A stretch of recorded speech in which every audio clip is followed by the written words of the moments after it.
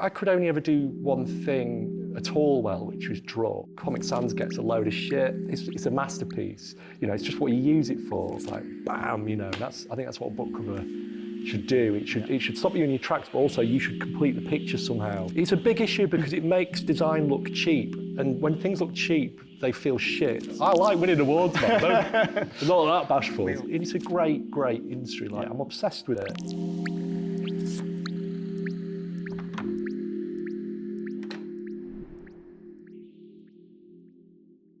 Welcome to Plymouth, mate. Thanks for taking the time to travel down. Pleasure. We've got a few questions that we're going to talk to you about. Steve, you got the first one? Who or what inspired you on your design journey?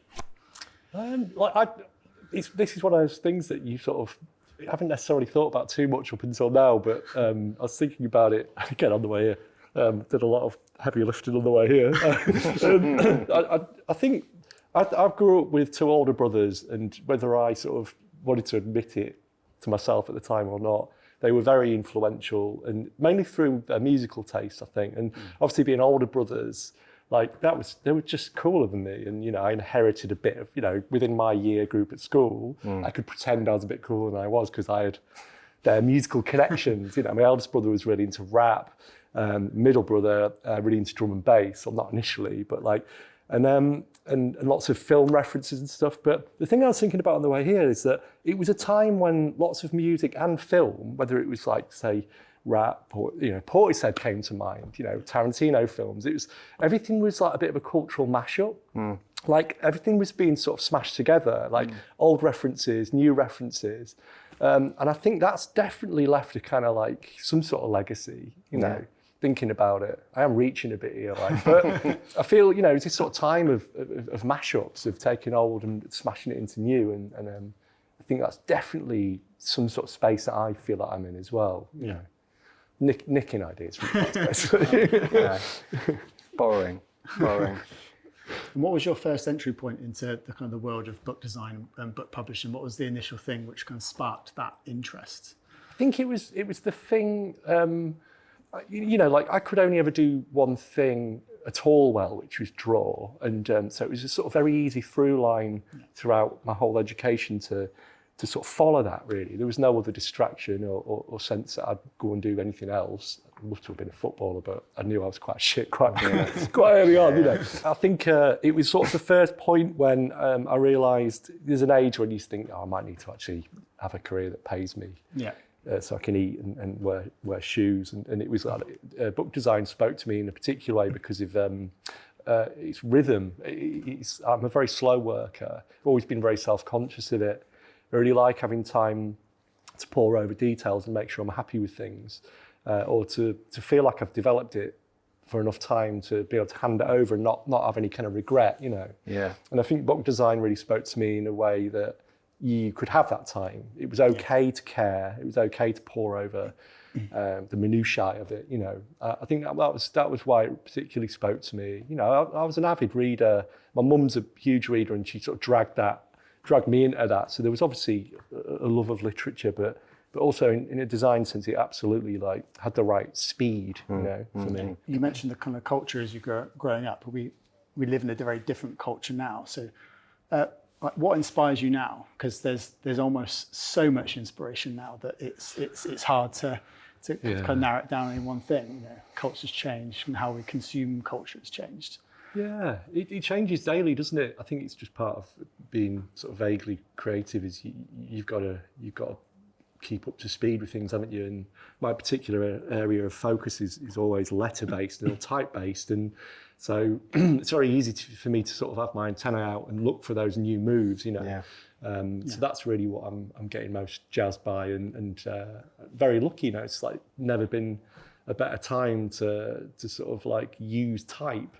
This wild stuff being released every day, and it makes me look better when I use it. So it's in my interest to spend an inordinate amount of time looking for it, you know. So that's an easy answer, I think. So you're constantly looking for new typefaces or new... Almost all day. Yeah. I mean, it's the thing that, it's a bit like film and music. I adore it, but I never want to know how it's done. You know, I don't want to look behind the curtain. It's magical to me. And people that can create type are like gods in my eyes. And looking for their new moves or like getting to work with them, build relationships with them, that's like almost like the best part of my job, I'd say. So you've talked about some of your kind of inspirations. What about some of your fears? You know, what scares you? What scares me? Being forced to only use the monotype font library. That scares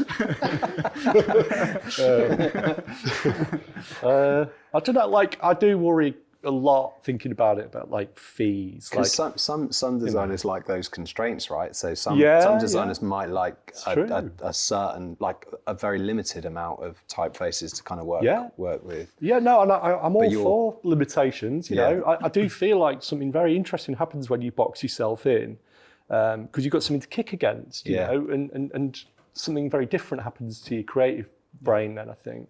And I do self-impose rules a lot of the time to give me that sort of kickstart sometimes. Yeah. When everything's too sort of like shapeless and hard to pin down, I think it's good to kind of do that. But with type, I think I'd sort of disagree with that a bit, because I had a really shitty teacher early on in my education. He was drilling that point home that if you use more than 3 typefaces, you're a bad designer. Not only a bad designer, but a bad person. And because it's this idea that you kind of like a bit aimless. You need to be more. You need to know who you are and where you're at. And it's this really bad lesson. If you think about where that goes in your brain, or doesn't go, let's be honest. It's not a freeing way of teaching people. And it also gives you this impression that there are rules and there are rights and there are wrongs, so you don't even go near making mistakes. So that's why I think with type, it's like the more the merrier sort of thing.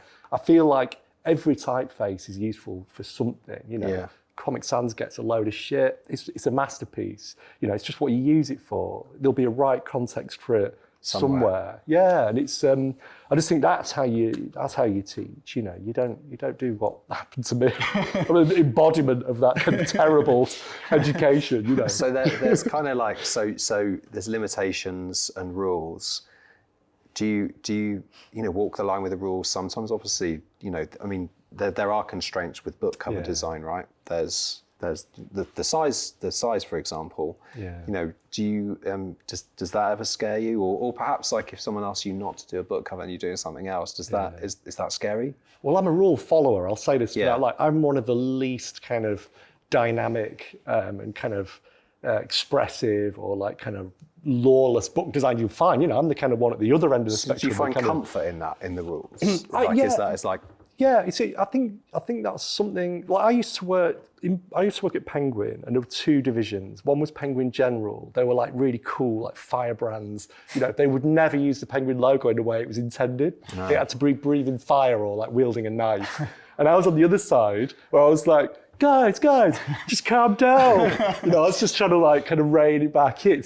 I had that kind of company man mindset where I was like, no, we've got to play nice within this tight, that's my starting point. So if I do break any rules, I feel like it's a really big thing that's going on in my head. Yeah, I do it sometimes, but it's very much like I feel like I have to earn the right somehow, and that's obviously through knowing the rules, applying them, almost getting a bit tired of them, knowing the things that they're then starting to like, where they're creaking and where they're not. But like, I suppose what I'm trying to say is like, I feel like you've got to do the hard yards first before you give it a assault rifle. Do you know what I mean? No, I think you're right. I think when we were at college, we had, I think, some of the biggest designers that were the trendy at the time, I suppose, were like Carson and Ashworth and all of those kind of things. So we hadn't really learned the rules. So I felt like after we left college, I had to kind of learn the rules. I kind of did it kind of backwards. So I don't know who was kind of I don't know, while you were at college, who was an influence back then. I bet we all do that, by the way. I just think you're just a bit more honest than most people. Really? Like, people only really start learning like. Yeah. I mean, there's college, isn't there? But then really, I mean, how much do you really learn when you're at college? Let's be honest. Don't say that. It's all the bits in between. Loads of students. It's interesting though, you say that, yeah. Your job's your secondary education, isn't it? Yeah, I think so. Yeah, there are 2. It's all, it's kind of, great thing for me about college was it was allowing me time to figure out the things that I might like, and then the kind of rules and the formulation of those, how you apply stuff, it happened more after than during. Yeah, me too. Just for me, but I'm sure everyone's different. But yeah, I don't know. The work just to go back a step, like the people who do work that I love the most are the ones that clearly know the rules and are subverting them. Like people, Richard Searle, he's a great example. Like he knows his shit. Like he's not just kind of willfully kind of scattering things around in a kind of, he's not pursuing energy alone or like kind of, he's not trying to assault your eyes in this kind of, for no reason. There's lots of thought and depth behind his moves and sort of seeing that and witnessing that and unpicking that in your head is a joy, and I don't know, but sometimes following rules is a joy as well. A particular kind of joy, Yeah, I'd find comfort in that. Like sometimes I think, certainly as a starting point, that's kind of like, certainly with grids it's a and good grounding. yeah. But then, once you've established the rules, then at that point you can then go on and start breaking something. But with reason and with the rationale. Yeah.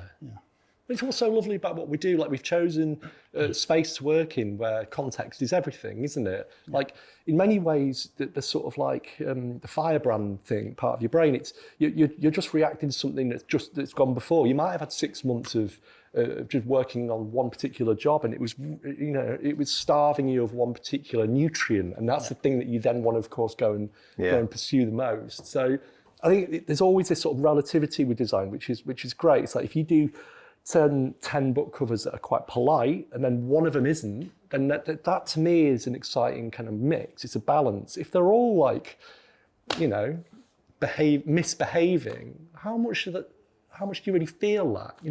I think context is so important. Sure. Yeah, absolutely. You mentioned earlier about you were working at Penguin, you knew that you were kind of slow, or you knew, you've always been kind of concerned about it. But that's an issue, right? That's an issue at some agencies. It's like, I've known people that are let go because they're, too slow, and that they don't work for that company. It's just, you're not right for us. So off you go. But then, there's other places where they would, it's okay to be a little bit kind of, but book design maybe accommodates that kind of designer, that kind of thinker and that person. But do you ever feel like an imposter? We've all got that kind of imposter syndrome. So would you say you've had imposter syndrome, or were you more of a kind of confident creative? Yeah, which one would you say? I think you've got to be both, and I think if you're only one of those things, like either massively confident or massively underconfident, then that just seems awful to me. Like it's got to be, again, it's relative. It's, if you spend 20 hours designing something and 3 seconds give you the wildest thrill you've ever had, but the rest of it's self-doubt, like I still feel like that's some sort of okay balance, because it's the rest of it's the pursuit, isn't it? It's the constant questioning. It's what makes that other bit better. It's the challenging constantly of yourself. I do a lot of workshops and they're 2 days long, and we have a crit at the end of each day, and there'll always be one student who nails it the first day and everyone's blowing smoke up their arse at the end of the first day in the crit, and you can see them stop, like that kind of criticality. Yeah, they stop questioning. Yeah. It's like, I've done it, I've completed it, I've succeeded. And the next day they get caught up and passed by everyone else. And you see them with their legs up, with their hands behind their head in the crit, second day waiting to be celebrated again. Yeah. And no one acknowledges them or looks in their direction. And it's kind of that. It's, I'm not just saying that slow and steady always wins a race. It takes all types, But I think, we should always be asking, can I make it better? Is there another... That puts an awful lot of pressure on all of us, and we all do that. I think most creatives do. Someone once, it's a bit of an urban myth, but someone said, you're only as good as your last piece of work. Have you heard that? Yeah. Yeah. Like, does that hang over you, or is that kind of like, because you really feel that in book cover design. I think. Yeah. You're only as good as your last job. Yeah. Yeah, absolutely. Yeah, it's I mean, they're these kind of finished printed things, aren't they? So it's very final and it ends, and then you literally only as good as that. Like you've got to prove yourself every single time, and it's brutal and bruising. And there's always someone that's ready to kind of like hop into that place. But it's also, I'm sure of this, it's the thing that keeps you good, or like relevant, or you never get to rest on your laurels, not for a minute. That's the interesting bit. I think that's right? where you can use imposter syndrome to your advantage, because that's the tool that allows you to not rest on your laurels, not be that person in the crit who just relaxes after day one. It's something that really keeps you, questioning your work and yourself, and allows you to develop as a designer. There's probably a lot of students and certainly young creatives. I think it goes away a little bit. I think you kind of, after a while, you're like, we all doubt ourselves, right? But like after a while, it's like, okay, like I kind of know what I'm doing after 25 years. So I'm kind of like there. But there's probably a lot of students out there that certainly will doubt themselves. But I would say that most creatives do, right? Most designers with 20, 25 years experience still do now. Of course. I think the way I've found to kind of counter any of that stuff is to kind of build kind of mechanisms and relationships which just put you in a better place. Whether that's sitting next to someone who can give you very honest, direct feedback as often as you might need it, or just I don't know, just mechanisms for like helping you out of that space, that headspace. Because we how often can we work in isolation and keep finding the answers? It's a very strange space to work in, isn't it? I mean, like, do you remember when you were at college and you spent 2 days working on a project and you just showed it to someone, you'd sort of lost sight of what you were doing and whether it was any good, and they just told you, oh, it's not very, very, very plainly, it's pretty shit. And like you sort of wanted to kill them with an axe, but you also love them. I think so it just completely sometimes. for it. I just think sometimes it gives you a bit of a nudge. It's like you can't. You're like, I quite like that, and then someone comes in, wow, like that's. It's like, I thought so. It's just that kind of little nudge you need sometimes to kind of take it on to the next step. Kind of thinking back to kind of students who might be watching and talking about college days, what advice would your current day self give your graduating self? It's a tricky one, this, isn't it? Because like I wouldn't dare to give advice to someone who's now young or graduate, because you just think like I don't know I don't know anything about what, like, they know everything about the state of the industry and the way they're just sucking in from it. Like, at this point in my life, I'm working in such a dark, long corridor. Like my sort of area of reference and experience is so irrelevant to them. Like, so I think it's quite hard. Like, but I think if I was speaking to myself, I would hand myself, if it's possible, if you can hand things, and it would be a black book with all of the names of people that I've worked for who I gave work to and then they ignored me. Because that, honestly, like I think about those people every day, and they're gonna get it, man. But like that's the one thing I would have handed that book over. It's like, not these people. Not these ones. Not these ones. Avoid these guys. What do you think is the biggest challenge creatives will face in the future?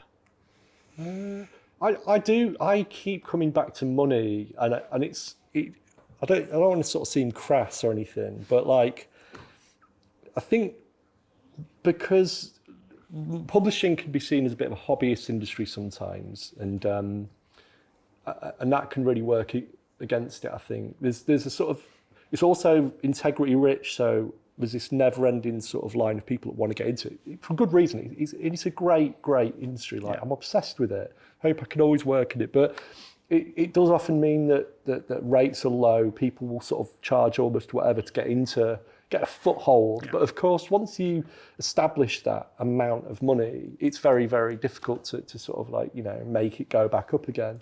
And I think the thing that's really shocked me at every stage of working in publishing, so I've been in it for about 15 to 20 years, and the fee's been the same the whole time. Yeah. And if you think about, say for example, if the fee's 800 quid for a book cover, I'm not saying it is, could be, might not be, be mysterious about that one.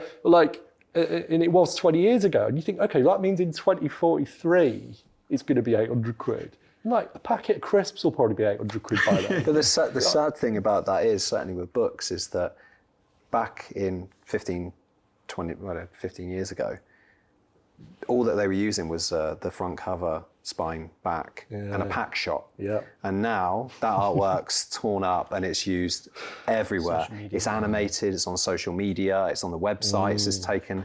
So, and you're getting paid the same. I know. It's not right. It's not right, yeah. And it's not right. It's something that it's hard to kind of unionize, as it were, as a freelance body, because we're all disparate, we're all in different rooms, you know, we don't necessarily have that kind of coming together. And I think, you know, some of us are working on something that hopefully will help, but I do worry for younger people at how badly they're served in this area. They're not necessarily told what to charge. They're not told about rights. You know, they come out of college and might land a book design job.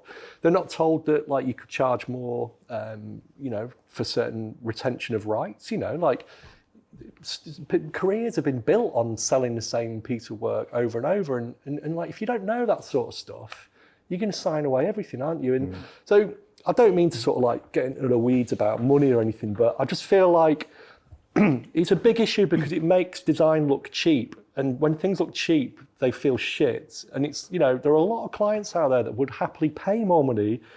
It makes them feel better about what they're buying. And I think that, you know, it sort of all adds to this race to the bottom kind of, you know, attitude, which I do worry about. And publishing's problem is it only allows a certain type of person to join the industry as well, because you've got to be able to afford to work for less as well. I mean, that's it. That's not even just in design, that's throughout the board in publishing. It's got a huge class problem, publishing, massive problem. And then as a result, you only get certain stories being told, and you know, that's a real problem culturally as well. Yeah. So it's definitely a challenge to overcome.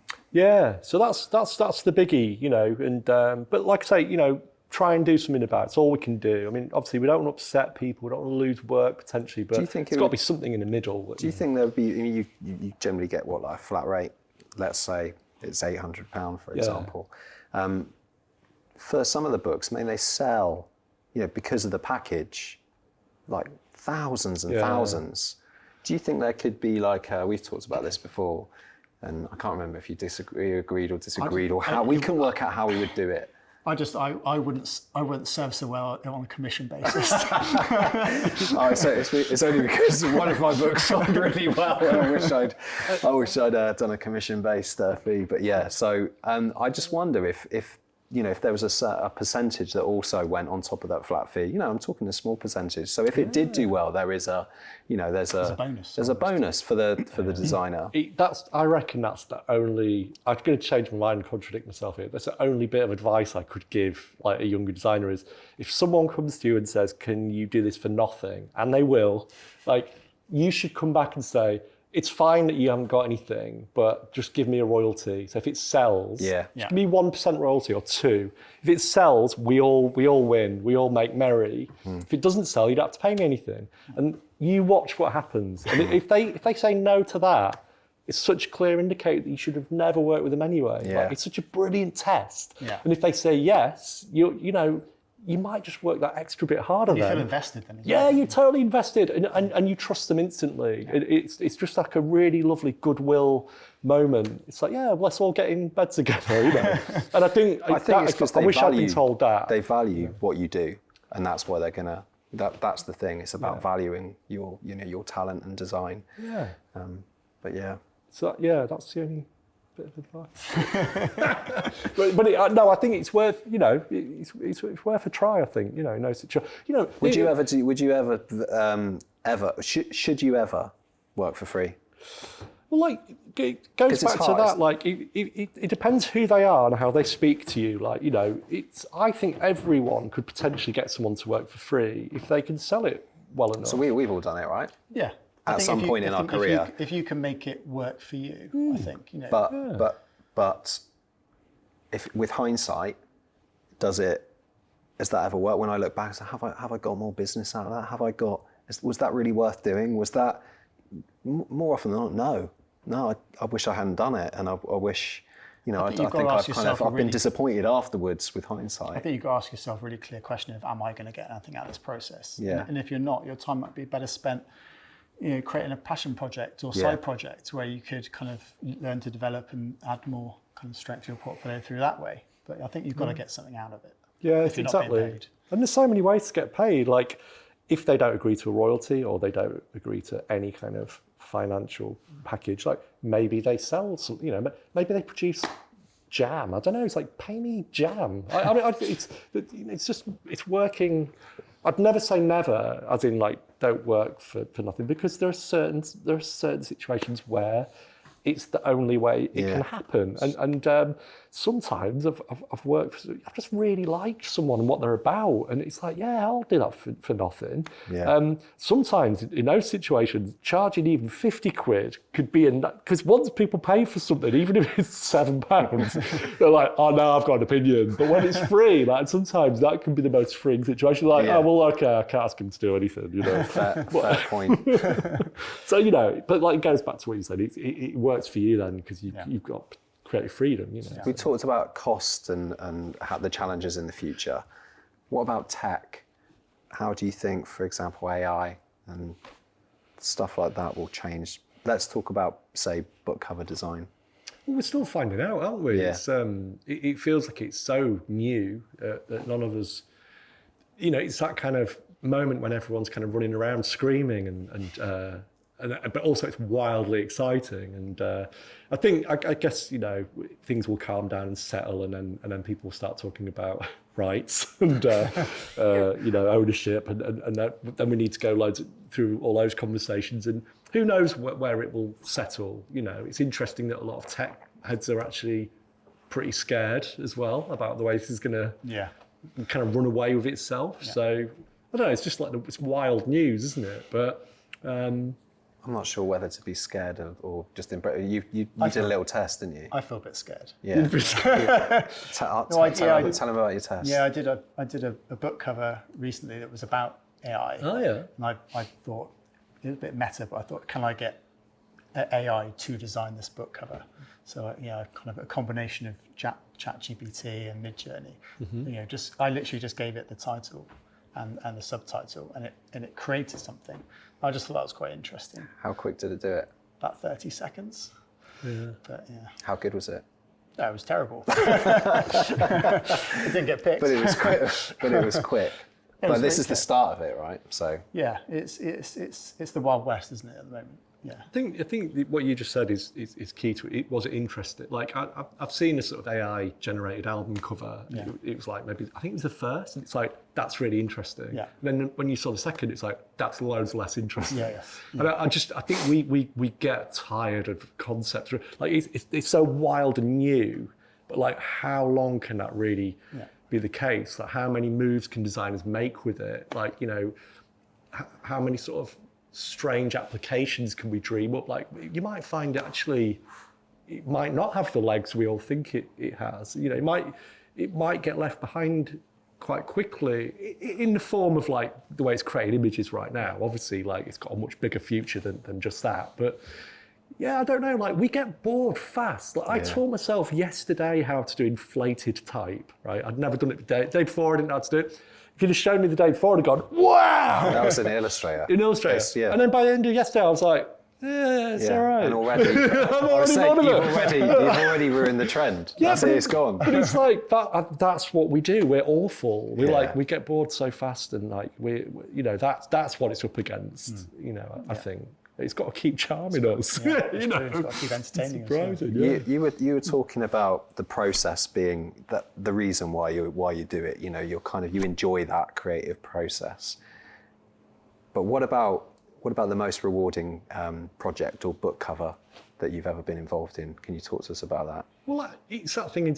You're not supposed to like your work, are you? And like I do that thing where I've got cardboard boxes full of books. I moved house 8 years ago, might be 10 years ago, and I haven't unpacked them. I don't want to see them again. No. But like every now and again, you might be confronted by an old piece of work, and I do think there is a time you need to leave years, and then you see it, and then obviously it's like it's designed by someone else, and then you're a bit like, and I think that's as good as it gets. You're like, that isn't terrible. All right. Yeah, it was all right. So I think that's that relationship. But you've moved on. You've done so many new things since it was done, and And also with print, I mean, it's a cruel mistress, isn't it? You sort of might like 90% of, it's rare that you're like, that isn't, everything was right, you know, it's rare. Yeah. You know, obviously try and minimise that, but sorry, I'm really like underselling myself here, aren't I? Oh no, it's No, perfect I every get time.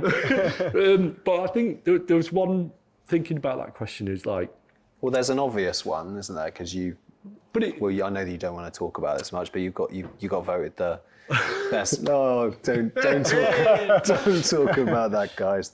No, best. Is it best British book cover of the last 10 years? Is that the title? The award, yeah. The award? Yeah, I think That whole thing. But awards are funny, aren't they? It's like that was lovely. Like, it meant a lot, and it was voted for by it's by the public. It's lovely to think that like stuff maybe speaks to a non-design. Yeah. It's probably mainly designers, but yeah, I'm not. That's a real thrill. I like winning awards, man. I'm not that bashful. We wouldn't know, mate, would we? It's like Steve's like the bridesmaid. He really is. He is. But I think there's a whole discussion about what the ABCD awards are that maybe a lot of people don't necessarily know about. It's very democratic. It's like the most kind of fair, way of doing balanced award I've ever been lucky enough to win it. I think it's wonderful. It's set up with the right intentions. It's all free. It's like, it's out of people. Jamie and Johnny set it up. It's their time investment. They don't make any money back. They lose money. It's John Gray and Jamie Keenan. Thank you. Yeah, sorry.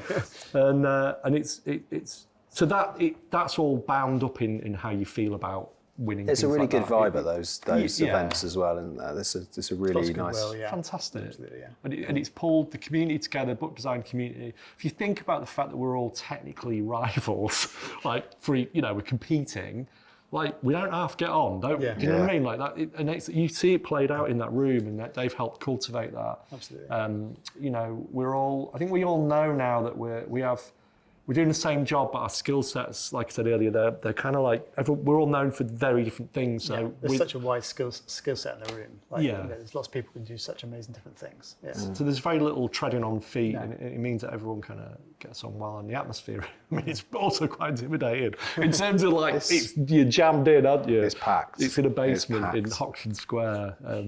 But isn't that great that anyone can turn up? It's free to get in. Anyone can vote. I mean, it's pretty wild. It's great. It's a great event, and you've been nominated a few times, haven't you? Yeah. Yeah. He's a machine. He is, isn't he? Chasing after him. I know. But yeah, so. What project is always a bit of a tricky question, but what project from another person do you wish you'd been involved with? That's a great question.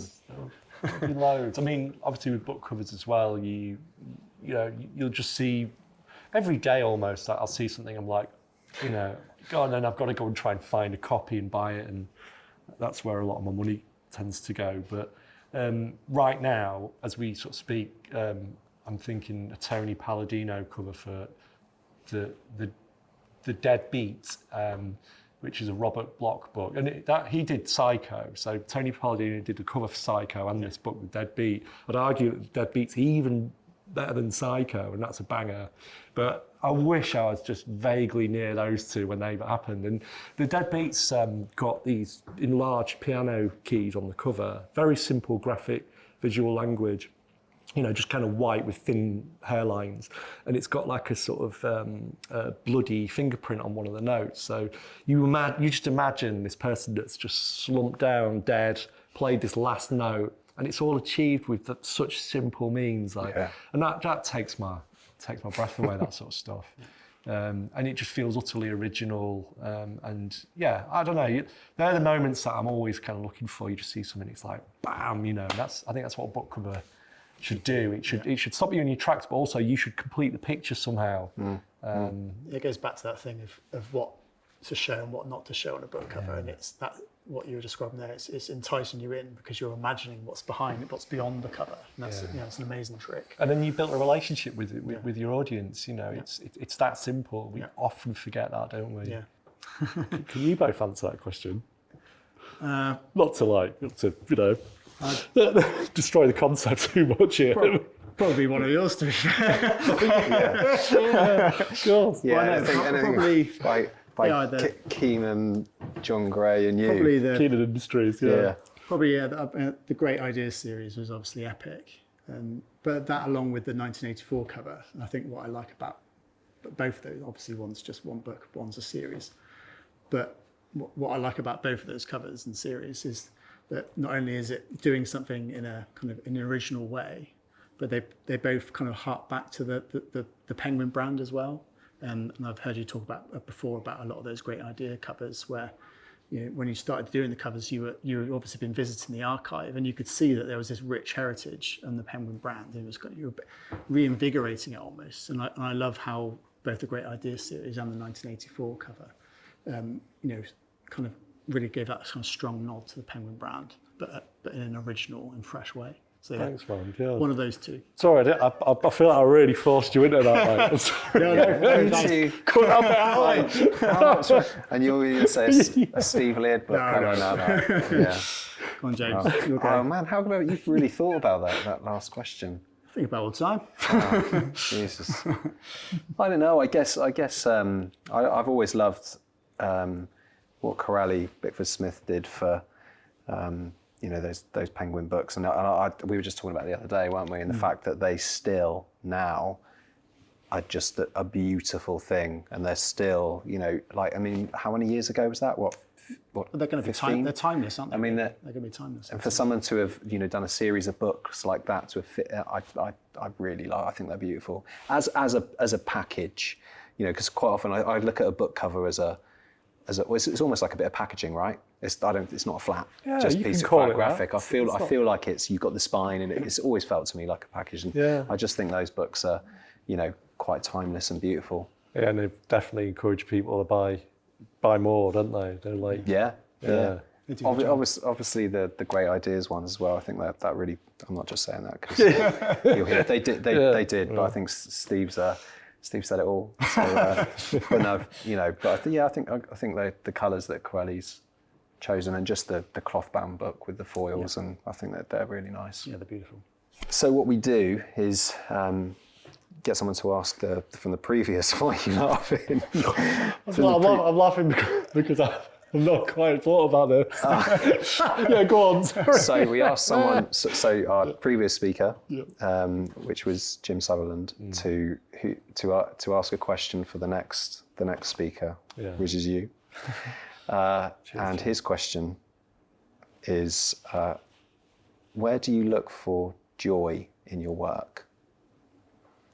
I think it's all bound up in trying to make new moves, and I think when I say that, like, it could be in a design sense, it could be like, I seem to be very mindful of trying to create a new composition each time. Like, I just think we probably should do a bit more than just not centering the type each time. Do you know what I mean? And I think I've got a bit sort of too hooked on that notion that should always behave differently. But what I mean, I'm kind of derailing myself here. But new moves could be, new relationship. Working with a new illustrator. It could be a new job. Like, the joy you get when a new person reaches out to you is crazy. It's only bettered by them coming back for another go. Because anyone could get a job once, but for them to come back, it sort of says that they were quite happy with how the first one went. So that's a really joyous moment for me. But really, I think it's feeling like you've created a new move somehow, and it's difficult because there are so many expected norms within trade publishing, and you can make yourself very unpopular by trying to kick against that. You can lose the job. You can frustrate people. So you've got to be careful. But like, it's worth it to feel like you've kind of like maybe advanced things forward a little bit. Maybe the visual landscape is it's got a slightly different thing that's just appeared in it. It's doing something that's not particularly expected, and people have kind of taken a risk on it, and then it kind of bears fruit. You know, that's about as joyous as it gets. Yeah. You know? No, but the good thing is you still finding joy in your work. It's the best job in the world. Like Good. Jamie Keenan, who I sat next to for years until recently, almost every day would say when I'd moan about it, he said this is the best job in the world. He's bloody right. Like it is. It's wonderful. Yeah. So lucky to do it. Yeah. Privilege. And on that bombshell, I think we're gonna. I told you I'd go partridge. Yes. You know. We'll end it there. Thank you so much. Thanks so much for coming down and thanks for seeing having us. me. Thank you very much. For listening to me rabble. Mate, it's an Thank you. absolute pleasure. An absolute pleasure.